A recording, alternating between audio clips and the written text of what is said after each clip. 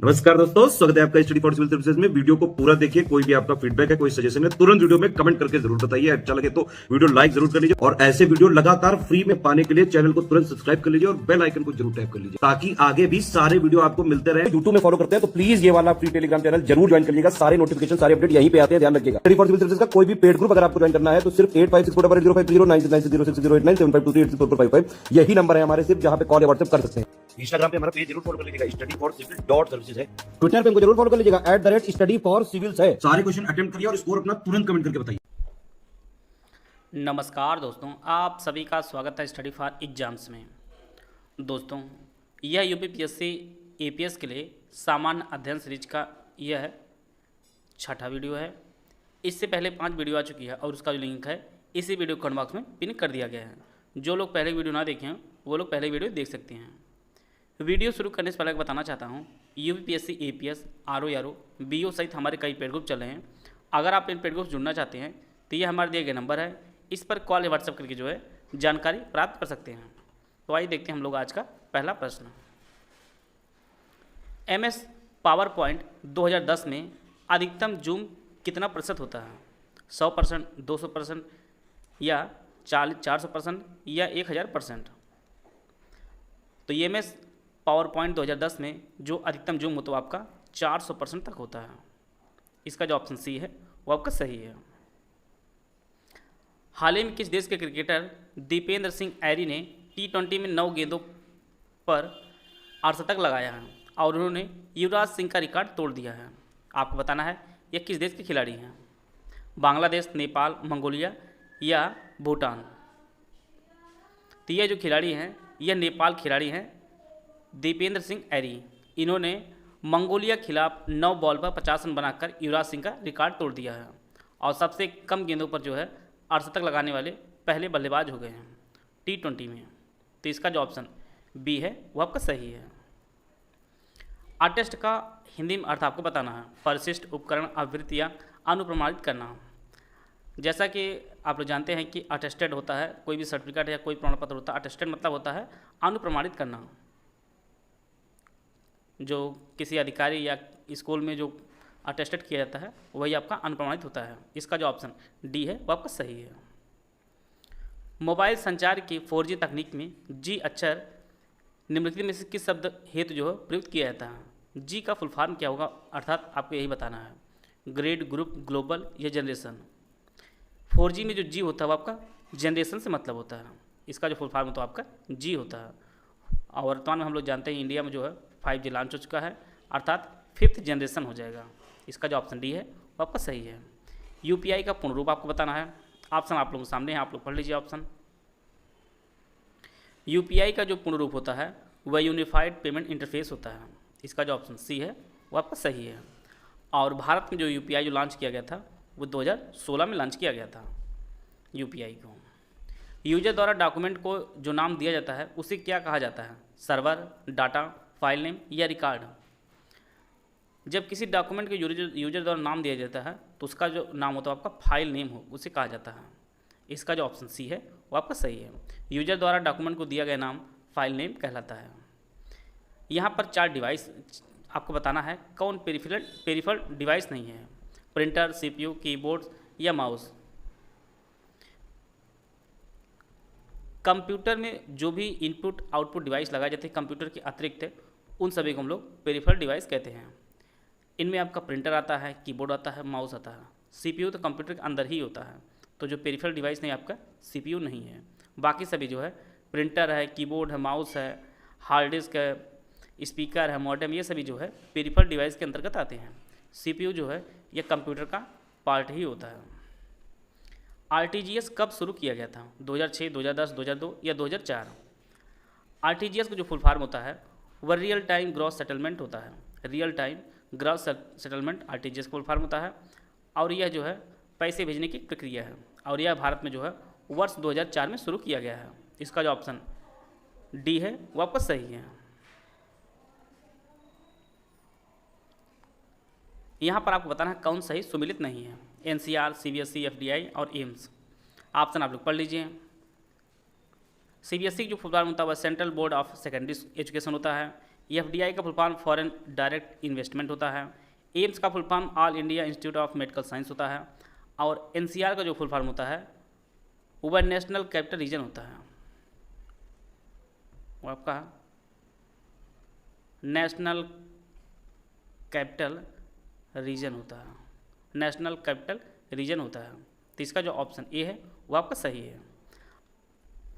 यहाँ पर भी आपको बताना है कौन सही सुमिलित नहीं है। बिट, CNG, NCVET और मिस्टी। बिट का जो फुल फॉर्म है वह बाइनरी रिजिड होता है। CNG का full form compressed natural gas होता है। और मिस्टी जो है ये 2023-24 में शुरू की गई योजना है और यह जो है मैंग्रोव संबंधित है। और इसका full form mangrove initiative for shoreline habitats and tangible income इसका फुल फॉर्म होता है। और यह मोस्ट इम्पॉर्टेंट आपकी परीक्षा के लिए मिस्टी। और बाकी NCVET की जो फुल फॉर्म होता है वह national council for vocational education and training इसका फुल फॉर्म होता है। यहाँ पर वैलिड नहीं होगा, वो आपका वोकेशनल होगा, वोकेशनल होगा। तो इसका जो ऑप्शन सी है वो आपका सही हो जाएगा। यहाँ पर भी आपको बताना है कौन सही सुमिलित नहीं है। यूनिसेफ, यूनेस्को, WHO और MICR। यूनिसेफ का जो फुल फॉर्म होता है वो आपका यूनाइटेड नेशंस चिल्ड्रंस फंड होता है। यूनेस्को का full form United Nations Education Science and Cultural Organization होता है। WHO का full form World Health Organization होता है। और MICR का जो फुल फॉर्म होता है वह मैग्नेटिक इंक कैरेक्टर रिकग्निशन होता है, आपका रिकग्निशन होता है। मैग्नेटिक इंक कैरेक्टर रिकॉल नहीं होता, रिकग्निशन होता है।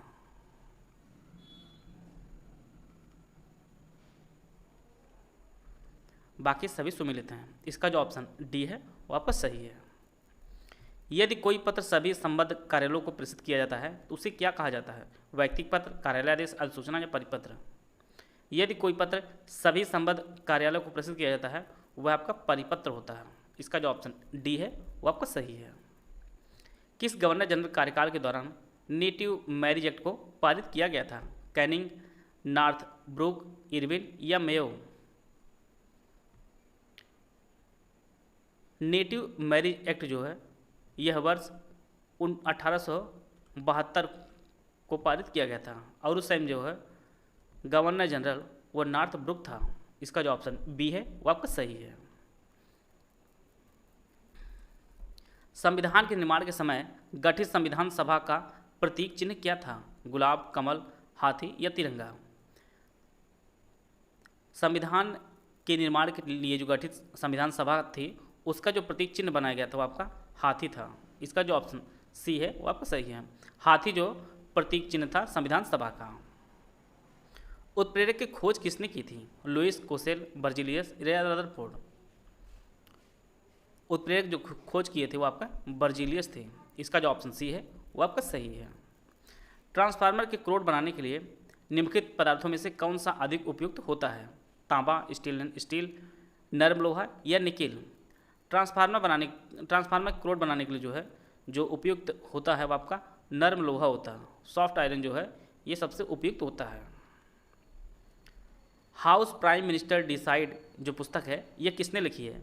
सच थरूर, मनीष तिवारी, निर्जय चौधरी या Anand Sharma? How prime ministers decide जो पुस्तक है इसके जो लेखक है वो आपके निर्जय चौधरी जी हैं। इसका जो ऑप्शन सी है वो आपका सही है। अगर मगर का अर्थ आपको बताना है। कपट करना, व्यर्थ समय गंवाना, बहाने करना, इसमें कोई नहीं। अगर मगर जो लोग करते हैं वो बहाने बनाते हैं, आप लोग देखे होंगे सामान्य तौर से। इसका जो ऑप्शन सी है वो सही है। बहाना बनाना होता है, अगर मगर करने का अर्थ होता है। इसी प्रकार से काम काज में कोरा होना, अप्रिय लगना, काम समाप्त करना, काम ना जानना या कर्तव्यनिष्ठ होना। काम का कोरा मतलब होता है काम की नॉलेज ना होना, काम ना जानना। इसका जो ऑप्शन सी है वो आपको सही है। थोड़ा जानने वाले के लिए शब्द क्या प्रयोग होता है? मूर्ख, बहुज्ञ, अज्ञ या अल्पज्ञ? काम थोड़ा बहुत जानने वाले के लिए जो एक शब्द प्रयोग होता है वो आपका अल्पज्ञ होता है, अल्पज्ञ। थोड़ा जानने वाले एक शब्द जो प्रयोग होता है आपका अल्पज्ञ। यह ऑप्शन डी आपका सही है। जो कहा ना जा सके उसके लिए शब्द क्या प्रयोग होता है? अकल्पनीय, अखाद्य, अकथनीय या अंतर्यामी। जो कहा ना जा सके उसके लिए शब्द जो प्रयोग होता है आपका अकथनीय होता है। इसका जो ऑप्शन सी है वो आपका सही है। स्वतंत्र का विलोम आपको पहचानना है, परिवर्ती, परतंत्र, मुक्त या आभ्यंतर। स्वतंत्र का जो विलोम होता है आपका परतंत्र होता है। इसका जो ऑप्शन बी है वो आपका सही है। विधि का विलोम आपको पहचानना है, पुराना, सिख, छली या निषेध। विधि का जो विलोम होता है आपका निषेध होता है। इसका जो ऑप्शन डी है वो आपका सही है। गुण का विलोम पहचानना है, अगोचर, पाप, अवगुण या घटिया। गुण का जो विलोम होता है वो आपका अवगुण होता है। इसका जो ऑप्शन सी है वो आपका सही है। सरकारी पत्र में स्वनिर्देश के लिए क्या प्रयुक्त किया जाता है, प्रार्थी, भौदी या भौदिया, तुम्हारा या इनमें से कोई नहीं। जब सरकारी पत्र लिखा जाता है उसमें जो है स्वनिर्देश के लिए जो प्रयोग किया जाता है आपका भौदी या भौदिया का प्रयोग किया जाता है। इसका जो ऑप्शन बी है वो आपको सही है। इसी प्रकार से आपके पत्र लिखन से प्रश्न पूछे जाएंगे। इंद्र का पर्यायवाची कौन नहीं हुआ आपको पहचानना है, गगन, देवराज, सुरपति या देवेंद्र। इंद्र के जो पर्यायवाची आपके हैं देवराज होता है, सुरपति होता है, देवेंद्र होता है। गगन जो ये आकाश का पर्यायवाची होता है। इसका जो ऑप्शन ए है वो आपको सही है। अनुपम का पर्यायवाची कौन नहीं हुआ आपको पहचानना है, अप्रतिम, अमीय, अतुल या अपूर्व। अनुपम का जो पर्यायवाची होता है वह अप्रतिम होता है, अतुल होता है, अपूर्व होता है। यहाँ पर कौन नहीं पूछा गया, तो आपका अमीय जो शब्द है यह अनुपम का पर्यायवाची नहीं है, तो ऑप्शन बी आपका सही हो जाएगा। अंतर के पट खोलना का अर्थ आपको बताना है, प्रशंसा करना, भेद खोलना, विवेक से काम लेना या आश्चर्यचकित होना। अंतर के पट खोलने का जो अर्थ होता है विवेक से काम लेना होता है। इसका जो ऑप्शन सी है वो आपका सही है। जो पहले कभी ना हुआ हो इसके लिए शब्द क्या प्रयोग होता है, अपूर्व, पुराना, अभूतपूर्व या विस्मय। जो पहले कभी ना हुआ उसके लिए शब्द प्रयोग होता है आपका अभूतपूर्व होता है। इसका जो ऑप्शन सी है वो आपका सही है। स्वावलंबी होने के लिए सही मुहावरा क्या होता है, पवारा होना, पानी फेर देना, पैरों पर खड़ा होना, फूंक फूंक कर पैर रखना। स्वावलंबी होने का जो के लिए जो एक मुहावरा होता है वो आपका पैरों पर खड़ा होना होता है। इसका जो ऑप्शन सी है वो आपका सही है। आप लोग भी प्रयासरत हैं कि एक सरकारी नौकरी मिलने के पश्चात आप लोग भी जो है अपने पैरों पर खड़ा हो सकें। इसका जो ऑप्शन सी है वो आपका सही है। मूक का विलोम आपको बताना है, हास, वाचाल, साप या गौड़। मूक का जो विलोम होता है आपका वाचाल होता है, जो अधिक बोलने वाला होता है। इसका जो ऑप्शन बी है वो आपका सही है। वाचाल का मतलब होता है बहुत बोलने वाला। यहाँ पर आपको पहचानना कौन सही सुमिलित नहीं है, हवा महल उदयपुर, भारत भवन भोपाल, गोल गुंबज बीजापुर, विक्टोरिया मेमोरियल कोलकाता। हवा महल जो है यह उदयपुर में नहीं है बल्कि ये जयपुर में है। बाकी भारत भवन ये आपके भोपाल में है, गोल गुंबज ये आपके बीजापुर में है और विक्टोरिया मेमोरियल आपके कोलकाता में है। तो आपको पहचाना कौन सा ही सुमिलित नहीं हुआ आपको, ऑप्शन ए हवा महल जो है आपके जयपुर में है, उदयपुर में नहीं है। द फिलॉसफी ऑफ जूलॉजी के लेखक कौन है, डार्विन, डी ब्रिज, मेंडल या Lamarck. The philosophy of zoology के लेखक जो आपके हैं वह लेमार्क हैं। इसका जो ऑप्शन डी है वो आपको सही है। यहाँ पर आपको पहचानना है कौन सही सुमिलित नहीं है, धुआंधार नर्मदा, पुनासा चंबल, चुलिया चंबल, शिव समुद्रम कृष्णा। धुआंधार जलप्रपात आपके नर्मदा नदी पर है, पुनासा चंबल नदी पर है, चुलिया भी चंबल नदी पर है। शिव समुद्रम जलप्रपात जो है यह कृष्णा नदी पर नहीं बल्कि यह कावेरी नदी पर है और यह आपके कर्नाटक में है, शिव समुद्रम जलप्रपात। अंतर्राष्ट्रीय टेनिस हॉल ऑफ फेम के लिए खिलाड़ियों के रूप में नामांकित होने वाले प्रथम एशियाई व्यक्ति कौन बने हैं, महेश भूपति, रोहत बोपन्ना, रमेश कृष्णन या लिएंडर पेस। तो ये जो पहले व्यक्ति बने हैं वो आपके लिएंडर पेस बने हैं। अंतर्राष्ट्रीय टेनिस हॉल ऑफ फेम में जो है प्रथम एशियाई व्यक्ति बने आपके लिएंडर पेस बने हैं और ये आपके भारतीय हैं। निम्नलिखित में से कौन सा एप्लीकेशन प्रोग्राम आमतौर से PDF फाइलों को देखने के लिए उपयोग किया जाता है। ऑप्शन आप लोग पढ़ लीजिए। जैसा कि हम लोग आमतौर से जो प्रयोग करते हैं वो आपका एडोब रीडर का प्रयोग करते हैं PDF को ओपन करने के लिए। इसका जो ऑप्शन बी है वो आपको सही है। जंक ईमेल को क्या कहा जाता है, स्पैम, स्पूफ, वॉल या स्पूल। जंक ईमेल को जो है वो हम लोग स्पैम के नाम से जानते हैं। इसका जो ऑप्शन ए है वो आपका सही है। मेल वगैरह से प्रश्न आपको इसी प्रकार से देखने को मिलेंगे। यहाँ पर 4 डिवाइस दिए गए, आपका पहचानना है कौन इनपुट डिवाइस है। स्कैनर, स्पीकर, प्रोजेक्टर या प्रिंटर। प्रिंटर, प्रोजेक्टर और स्पीकर सभी जो है ये आपके आउटपुट डिवाइस हैं। बाकी इनपुट डिवाइस पूछा जा रहा है, आपका स्कैनर जो आपके इनपुट डिवाइस है। इसका जो ऑप्शन ए है वो आपका सही है। 23 सितंबर 2023 को हांगचाओ में 19वें एशियाई खेल का उद्घाटन हुआ है।